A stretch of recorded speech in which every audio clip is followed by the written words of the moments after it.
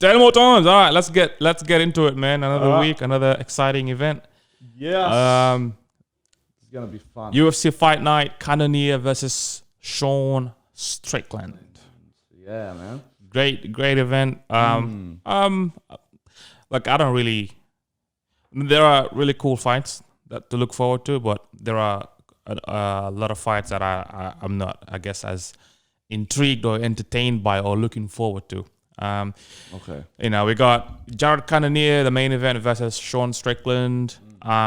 Maybe we should That's just a fun fight. quickly go through all the fights. I mean, I don't need to, but we're not going to talk about all the fights in the event. We're just going to talk about the ones that we're interested in. Yeah. So, jumping straight into it, starting with the main event. Jared Cannonier! What's his nickname? It's the Gorilla. Gorilla. That suits him, man. Is it actually? It is a gorilla, isn't it? Yeah. It is. It suits him. A lot of things I could say about that, but be careful. I'm gonna be very careful. Very careful. Jared, the Gorilla Cannonier versus Sean Strickland. Yep. Does Strickland have a nickname? I don't think he does. No, he does not. He doesn't need a nickname, man. Yeah. His personality. He has a weirdest personality. Yeah. Like I love the dude, man. If you don't like watch Sean's interviews, please do yourself a favor and go watch them. They're the funniest thing you'd ever watch. He embraces that personality that he has, and it's so entertaining to watch. It's very genuine as well. Yeah, he's not trying to make it funny. Do you watch his interviews with that? What's her name? The Asian lady. The Asian girl with I always do. Yeah. Always. They're so fun. Can't miss them. They're so fun. They're like this. The awkwardness is funny. Like it's the only awkwardness that I like to watch and not feel uncomfortable. Yeah, you know what I mean? It's so cool with it. Yeah. It's funny as fuck. But yeah, man, this is a really fun fight. What have you got to say about this fight? I mean, why do you think it's a fun fight? It's a fun fight because both these guys, I'm sure they're in the top 5 in that weight division. Yeah. And they're both really good fighters, and it's a fight that can lead them to the belt. Depending on how well they perform, they can get a title shot after this fight, right? So it's a very interesting fight in that regard, and it's a great matchup as well. Great matchup. Sean Strickland, I guess I'll talk a bit about Sean Strickland. He's his main weapon is his defense, which is kind of funny. Yeah, he has a very unique defense. The way he will stand up high and and he's it's hard to describe, but he's just usually people have like they defend like that, or I don't even know. But his defense is more like trying to forcing a distance between his face and your punch. It's like, and he does a lot of parrying, which can be a bit risky, but it works effective. I don't know why it works for him. It's just really strange. Like he doesn't. If you watch his stance, he doesn't bend his knees. He tries to stay as high as possible to increase that distance between him and his opponent's fist. So he doesn't bend his knees. It's like he stands straight and high and tries to keep as much distance as possible, and it just works for him. That's because a lot of fighters, a lot of his opponents, they will throw punches, but they're not really hurting him because he effectively evades the punches. That's his unique weapon. But I feel like that is not effective against a power puncher, right? Because you cannot parry punches against a power puncher because it can still do damage. Even if you manage to parry 50% of it, you can still get caught. You can still get hurt from it. And Jared Cannonier is a dangerous man to you can't play with him. Like you can't play with him with that. And in fact, if you look at the previous fight of Sean Strickland, his only losses against power punches. Well, yeah, I'm pretty sure. Yeah. I haven't looked. I can't even remember the last time I looked. But his defense does not work against power punches. So I think this is a tough matchup for him. Yeah, would like me. What do you think? Because you're referring to his last fight against Pereira. Yeah, I mean Alex Pereira. Yeah. I can see you. I can see him having trouble with power punches, especially when he's fighting in that way as well, right? Like, also, especially if the guy has some sort of advantage physically, like physically, like a reach advantage, a height advantage, a power advantage. Yeah. Oh, yeah. Exactly. Yeah. Right? It's not as effective. Yeah. Yeah. It will be way more effective if he's fighting someone that's shorter and lighter. Yeah. I mean, but he fought Uriah Hall.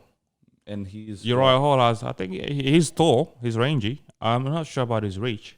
Compared to Sean Strickland, I don't know. It doesn't show, but he's got also we gotta get into account that his style of fighting really helps him with maintaining his cardio as well, right? Yeah. Because the more you bounce with your legs, the more you're using your legs, the more energy you use, right? And the more tired you're likely to get. But his style is just walking. Exactly. It's like you're just walking on the street, right? And you're just moving your body, and that's it. And then he's relying on his timing to counter the opponent as well. So there might be a good chance. There's a good chance that his plan would be to tire Cannonier out. Yeah. With trying to embrace the power, try to absorb the shots as much as he can. Right, hopefully, because Cannonier, he's got the touch of death. Yeah. He's a gorilla, bro. Exactly. So, because I like Sean Strickland, so I've got a bias. View on this fight, man. I mean, I like him, but I don't mind him losing. Like, I just think it's entertaining, but I don't really. Yeah. I'm not as invested in his. I just like him winning because I want to see him fight easy, not because of the fight, but because of the pre-fight stuff that's going on. Oh, yeah, the build-up. Like all the trash talking and all that stuff, That's why. So it might be a little bit superficial of me to say, but that's why I would like... I'm sure they'll fight, like, within the next 2 years, I'm sure. Because they're all in the top 5, yeah? So, like, it's bound to happen. But I mean, if he loses and he keeps losing, it's probably not going to happen. Also one more thing, like this guy, from what I've heard, he does no conditioning. He just does sparring. He spars a shit ton. That's what it seems like for his training. That's what it seems like. If you look at his body, he's not the most genetically gifted. He doesn't look like the muscles and the pecs, the abs and stuff. Whenever he's doing the weigh-ins. Which makes me think that he doesn't do much of that conditioning stuff. So he just does sparring and sparring and sparring. That's what I find interesting. It's got nothing to do with the fight, but I find that stuff interesting. Yeah, I think everyone has their own different ways of training. But like going back to your point about him, like how the way he fights is good for his conditioning because he just he just walks. He doesn't do any bouncing, any jumping around or moving around that much.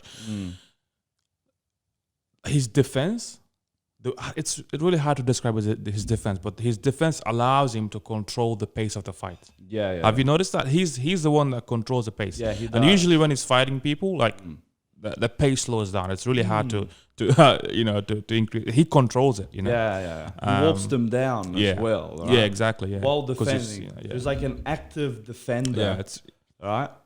But this might work against him in this fight too. Because I'm telling you, man, I am telling you, you don't wanna get a punch against. You don't want to get punched by Jared Cannonier. That's for sure. Man, and not only that, we have to consider that he got knocked out cold. Well, not cold. He sort of recovered quickly. But he got knocked down really, he got a nasty hit from Michael Pereira. Yeah, from the hook that everybody fears. Yeah, man. It's like, so, maybe his chin is still, Yeah, it's still a bit like Saito Iwasa. Yeah. And I think I should mention the odds as well. The odds opened at, let me just quickly look at the average. Jared Cannonier, So the fight opened as like Jared Cannonier. It was a heavy favorite. Oh man, what's going on? I can't.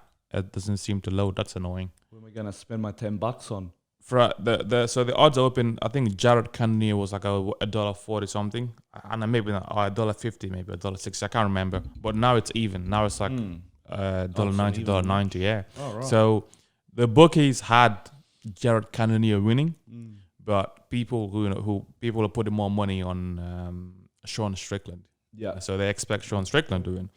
But yeah, man, I think the bookies got it right. I think this would be an easy fight for not even. I think it's gonna be an easy. Well, not easy, but I see Jared Cannonier winning this quite easily. Not easily, but you get my point. Yeah. But yeah, man, that's a fun fight. I'm really looking forward to it. Man. Like what would be Jared Cannonier's weaknesses?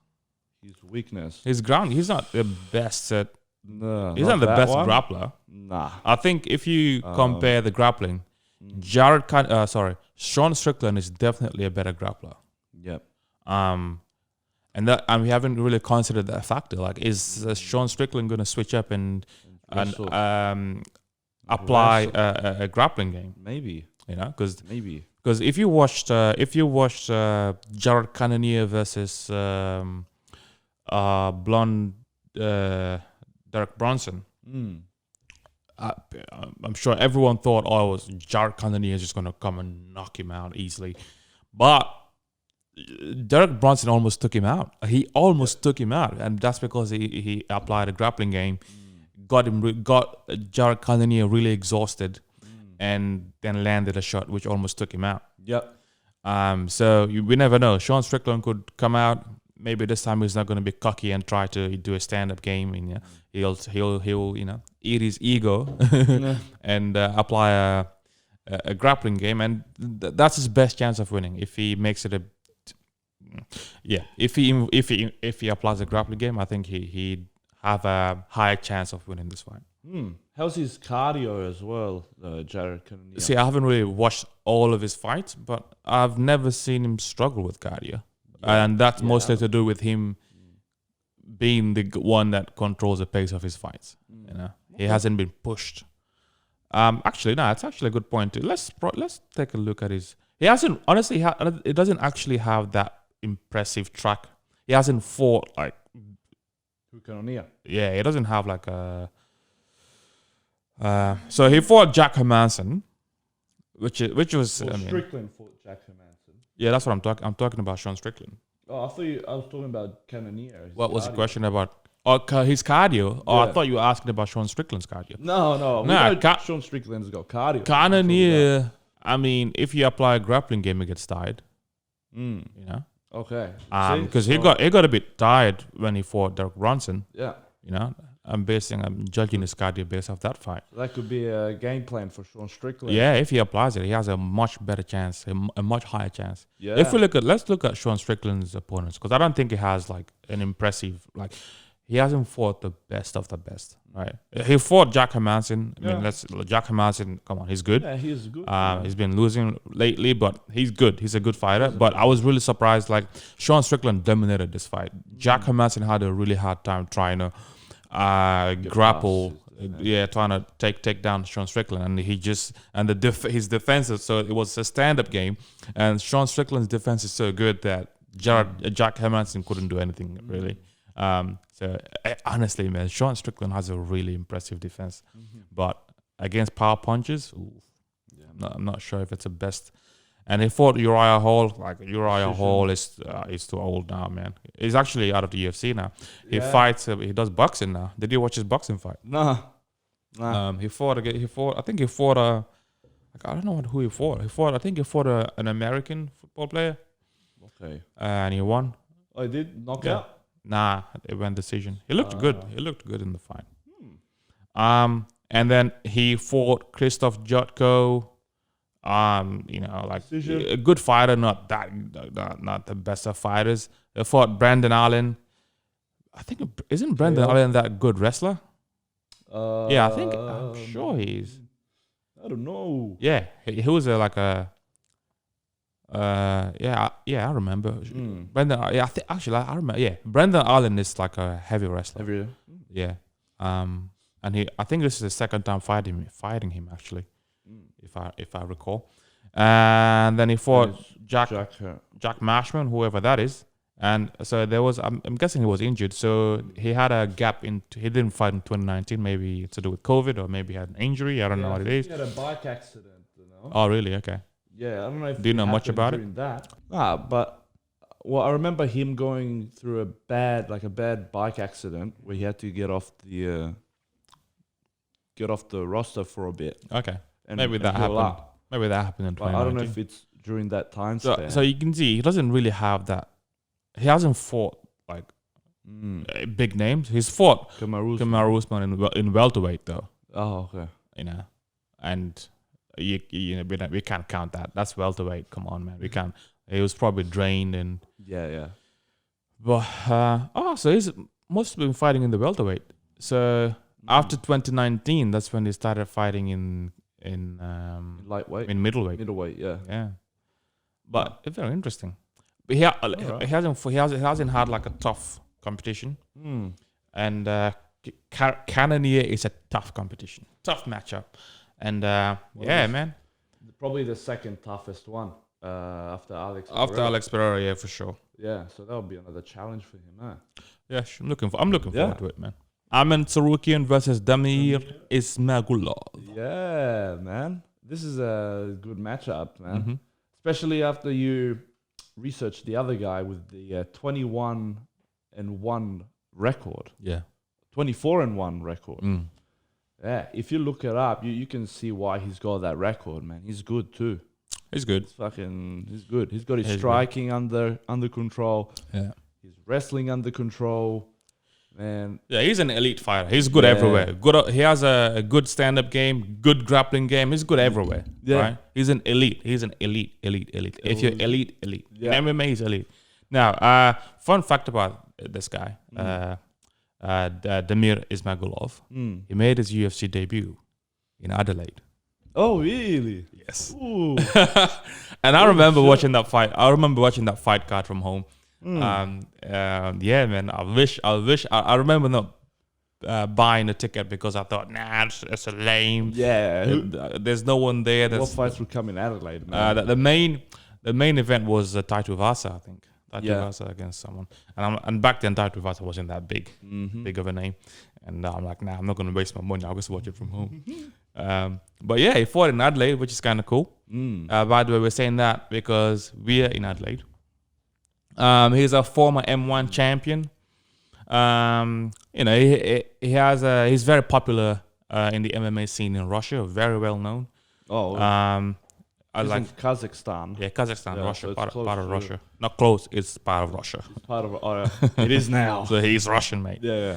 And he's on a 16-fight winning streak. So this guy has momentum behind him. Momentum. I watched his first few fights in his UFC, first few fights. I haven't seen his last three most recent fights. But I'll be honest, he's good, okay? He's good. All right. But Arman Tsarukyan is great. All right. I think Arman Tsarukyan is on a different level. Damir is good everywhere, good grappling, good stand up. Like I said, he's fast, very technical, and Arman Tsarukyan is better than him everywhere. Okay. Everywhere. I think the main difference, obviously, I'm basing this off of watching his first few fights in the UFC, all right, not his latest fights. But I've seen all of Arman Tsarukyan's fights, and they're entertaining, man. Yeah. This guy, he's been fighting monsters, man. He only fights the best of the best. You know who his first fight in the UFC was? Who? Yes. Islam Makhachev. Yeah, I've seen it. And this was in 2019. And watching this fight made me fall in love with grappling. Islam Makhachev, man, he's a champion. He's Honestly, I reckon he's a pound for pound. Nah. I reckon he's too soon. I know it's too soon, but he's gonna be pound for pound. Well, we're gonna find out soon. We're gonna find out soon, aren't we? He's fighting that guy. Volkanovski. Volkanovski. Well, who's currently the pound for pound number one? We'll see. We'll find out. Volkanovski, man, if Australia. If he beats Volkanovski, then he's taking the spot. Nah, man, he's not gonna beat Volkanovski. Well, Australia, baby. I would love to see Volkanovski win. Oh, just because. Yeah. But come on, man. I don't see anyone beating Islam for a long time. But anyways, Arman Tsarukyan fought Islam, and it was very competitive. It was. It was I fell in love. That's when watching that made me fall in love with grappling. That's. And and right after that, he fought Olivier Aubin-Mercier, who's another elite level grappler. And then he fought David Ramos, who's also really good. Like, he's really dangerous. He has crazy jiu-jitsu, and he's powerful as well. Beat this guy easily. He's just been fighting monsters, man. And he's so fun to watch. He's so fun. Yeah. Like, the difference between him and Damir Ismagulov is that, like, Damir is good, but Arman is better than him everywhere. And the thing about Damir Ismagulov that I don't like is, like, so all his fights in the UFC, they've all gone to decisions. He's won decisions. So he wins by decision. He's not a finisher. He never tries to finish fights, which is really odd. Whereas Arman Tsarukyan is constantly hunting for the finish. He's constantly looking for the finish. And he's look, this guy is great. This guy's going to be a future champion. For sure, man. 2-3 years from now, you'll have Islam number 1, Arman Tsarukyan number 2, and you would have Matthias Gamrot number 3.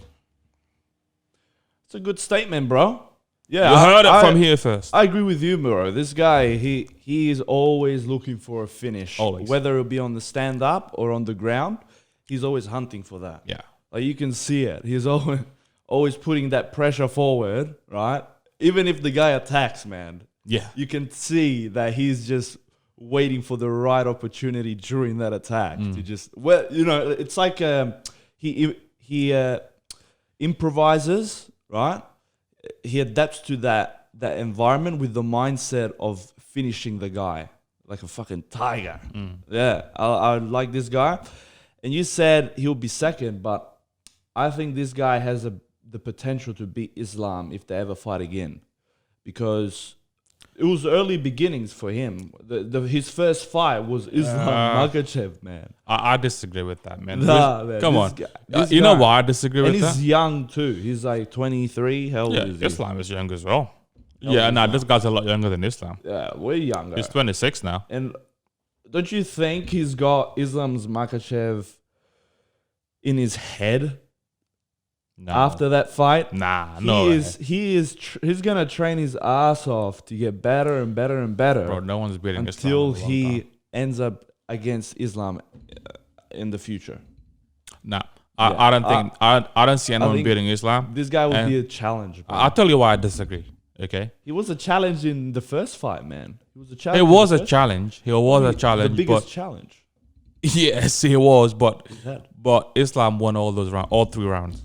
Even though, that just goes to show you, and you have to realize that Arman Tsarukyan lost against Matthias Gamrot. Okay. Did you watch that fight? I mean, no, in my opinion, he actually won that fight. He got robbed. I remember I had a bet. He was a heavy favorite, and Matthias Gamrot was like paying $3 for something, $3 or $4, some shit like that, and I had a lot of money on him. So when he won, I was really happy because I won my bet. But in my opinion, Arman Tsarukyan got robbed. Now, the reason why I'm saying that he had a really hard time fighting Matthias Gamrot, and Islam can run through Matthias Gamrot. Why? Because Matthias Gamrot lost against what's his name? I hate when I forget fighters' names. Let's see. But you're going off MMA mats, man. MMA mats. Let me tell you something about MMA mats, bro.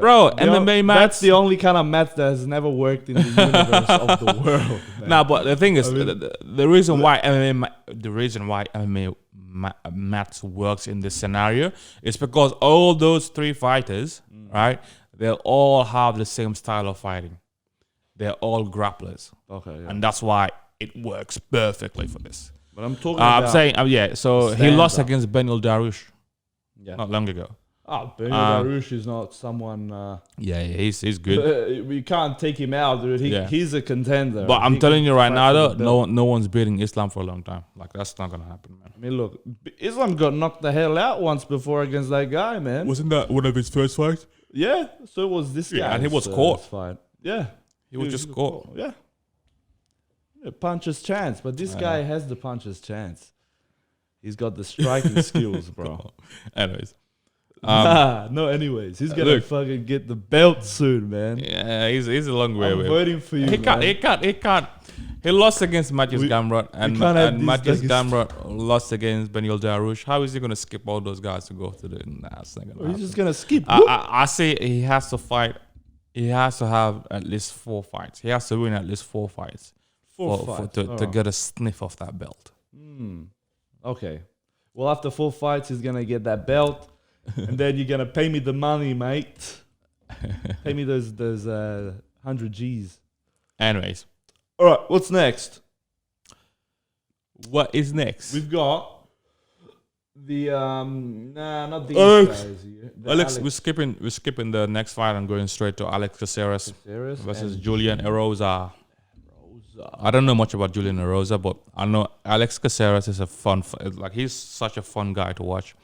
He's like, if he's martial arts. That's how I would define. You know, like when you're watching kung fu movies and you see these, you see the actors pulling out these cool ass moves and cool ass poses, but then you watch UFC, you don't see those moves.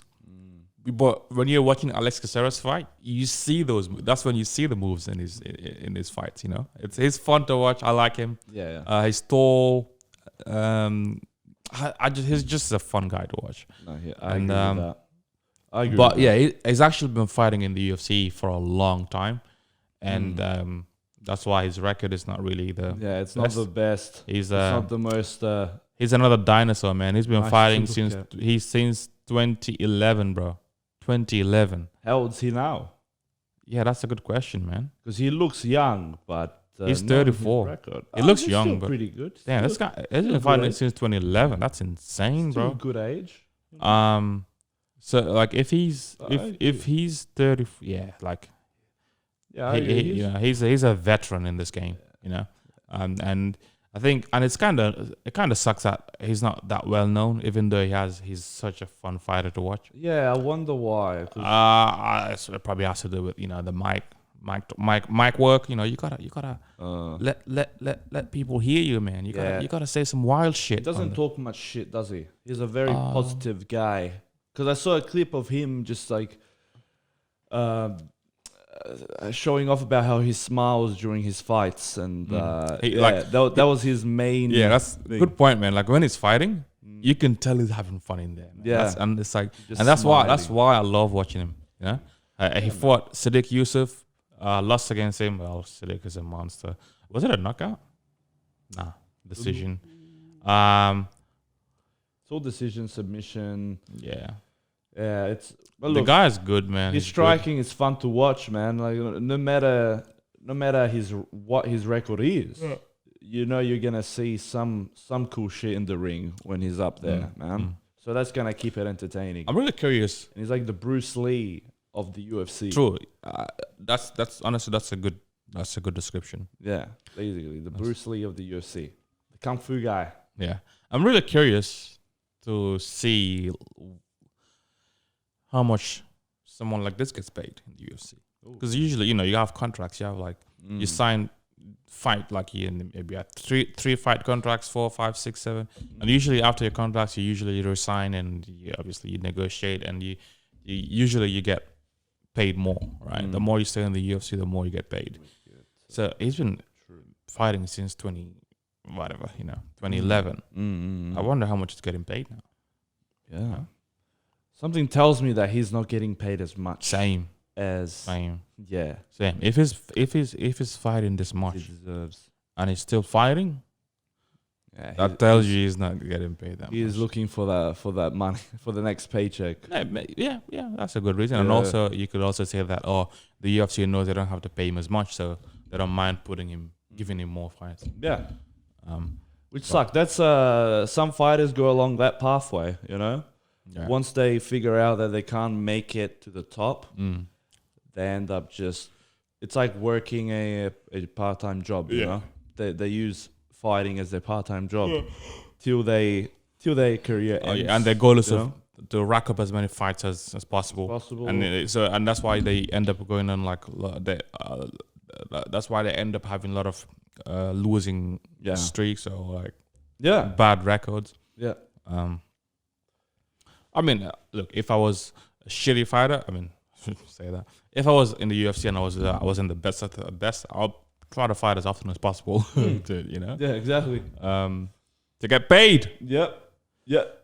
Like 10 G's a fight or something. Yeah. What's the next one? The next one, Drew Dober and Bobby Green. This is a cool fight. Boys cool and girls. Cool fight. Like, who doesn't want to watch Drew Dober fight? I don't know. Like, this guy, he always brings it to the ring. Yeah. He just doesn't stop. Am I right? Yeah. He just doesn't stop striking, doesn't stop trying to get a finish. He goes in there to win. Yeah. And that is it. He's powerful. He's got the chin of a truck, right? Like, he's not easy to knock out. And he reminds me a lot of my one of my favorite cartoon characters. I don't know if anybody watches cartoons now. I still do. But he's called Johnny Bravo. Mm-hmm. He looks like Johnny Bravo. Look it up. I'm going to put a picture up here.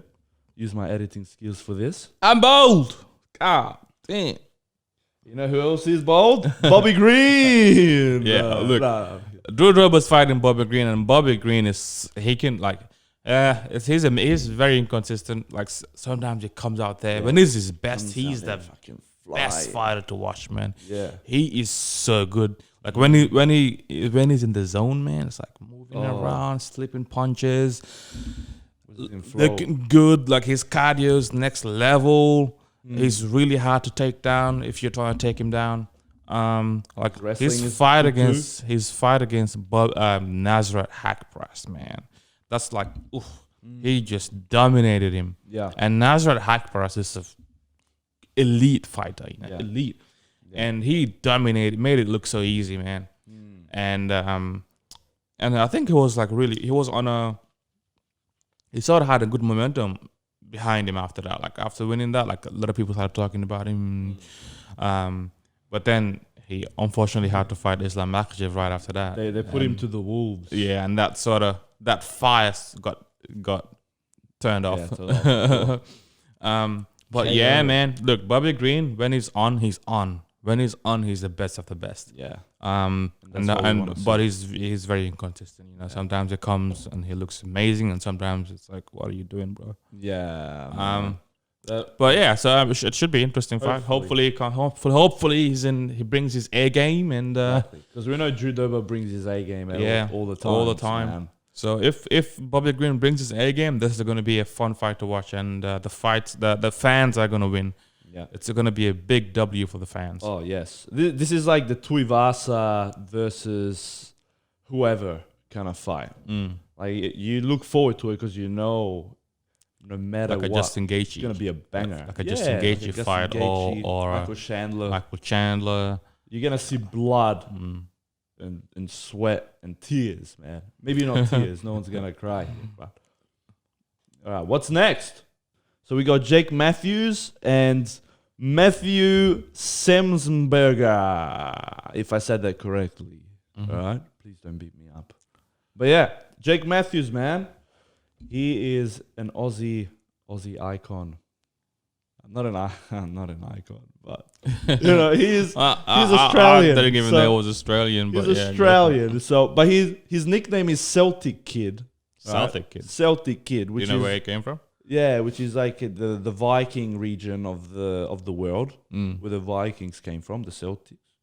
But he's Australian, and when I saw him fight, he fights like an Australian.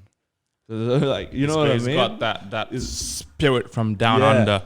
He's got this spirit. He's tough, man, and like He's very on his feet. He's well-rounded. He knows how to do his striking, and his wrestling is pretty good. And he's got power. He's got the power to finish fights. And he's got that grit and that hardness that Australians have. And I'm just going based off mindsets, man. This guy is going to win this fight. Based on the mindset of the Australian people. Like me. I'm actually going to I'm an do Aussie a... citizen. I'm going to do a betting breakdown for all these fights and all these fights. not all of them, for some of the fights in this card. And Yeah. I might talk about this fight. But then on the other hand, we've got Matthew, and his nickname is the Jedi. What an interesting nickname.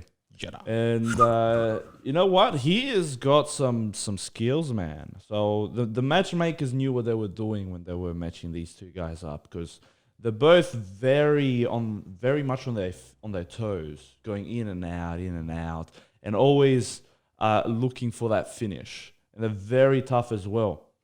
Matthew, he's got the advantage of his reach and his height, right?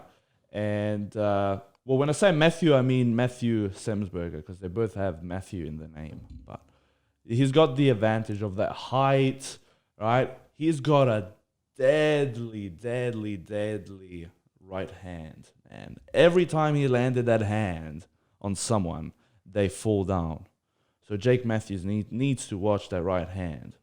And on the other hand, Jake Matthews has a really good check hook, right? So combine those together, one of them's going to hit in this UFC fight. I'm guaranteeing one of them is either the right hand from Matthew or the check hook from Jake is going to hit, it's going to be unleashed, and one of them's going to go down. Cool. Yes. Y'all heard it here. My prediction, man. I'm the new prediction guy right now.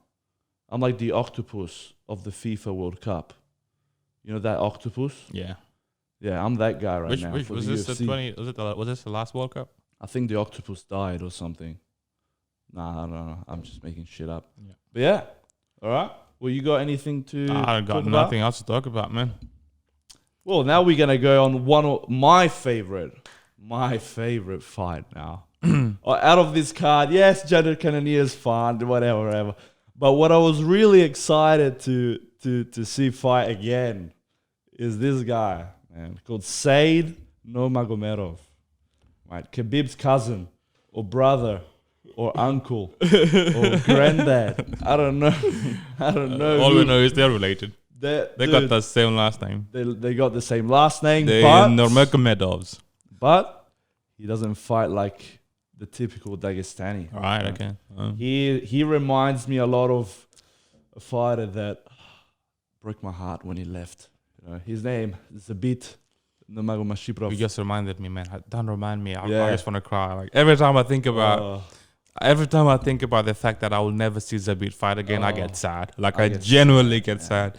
That guy is the best stand-up fighter, the most fun, the most entertaining stand-up fighter ever. Like, Ever. He is. We said someone was Bruce Lee of UFC. Scratch that. He is the Bruce Lee of UFC. Exactly. With a good record as well. Zabit, you will be forever missed. Yeah. Oh, man. So many good matchups that we will never ever get to see. It's over. Right? Damn. And I think this guy's the reincarnation of this of Zabit? Zabit, man. Because he fights exactly like him. Ah, cool. His Exciting. kicks look the same. The way he times his shots. His wrestling is perfect, right? From Dagestan, you would assume he would be good at wrestling. And he's so fun to watch. Like, so fun to watch. His spinning stuff, everything. So I'm really excited to see him fight again. Like the other guy I've seen him fight, he's a good striker as well. I'm not gonna downplay his fighting style. He's a great striker. He's got a 10 wins and 2 record. He's got a 10-2 record. So he is good. But my heart goes to Said, man, because I want to see him fight, and he's in the bantamweight division as well. So, you know, that's where Sean O'Malley is. That's where all these guys are, and I want to see him fight one of the top-ranked guys soon, because I know he's gonna give them a lot of trouble. What have you got to? No, I'm like you're saying that he fights like Zabit. I'm excited, man. I'm looking forward to it. Like I'm looking forward to it. If someone fights like Zabit, yeah, man. Like the first time I saw his name, I'm like, oh, this fight is just gonna go on the ground again. I'm just gonna have to bear another 3 rounds of wrestling. But then first round, I see him do this spinning back kick, fucking knock the guy out. I'm like, oh, perfect. This is gonna be my new favorite. So he's been fighting for a while. Yeah, he has, but I've only started noticing this guy. His first fight recently was against Justin Scoggins in 2018. Yeah, he hasn't fought any like. He's lost a fight. Yeah, he's lost. Ronnie Barcelos. He's lost 2 fights. Lost another. Oh no, this is one. This one. Beat Cody Stamen. Oh yeah, he's a fun guy to watch. He's only lost 1 fight in the UFC. So, yeah, that's my take on it. I think Said's gonna take it home. I'm looking forward to it. Yeah, well, that's it. That's it. All right, cool. Yeah, man, that was great. Great episode. Hope you enjoyed it. Last fight of the year. Is it? Yeah. Oh wow. The last card of the year. Oh, that's. So that's ended with a bang. I didn't really realize that. Yeah, I know. I would have made this a bit more special for you guys, but the Christmas special. the Christmas. But nah, this is cool. Yeah, last fight card of the year. Looking forward to 2023. So we'll be doing every single fight card in 2023, and that's a promise. So if you wanna stay tuned, subscribe, and let's as I always keep saying, let's build a community, the biggest UFC community on YouTube. Yes, and please comment below what you think. If you've got predictions for fights, if you've got questions, if whatever you want, just post it down in the comment section. Exactly. Peace out. Take care.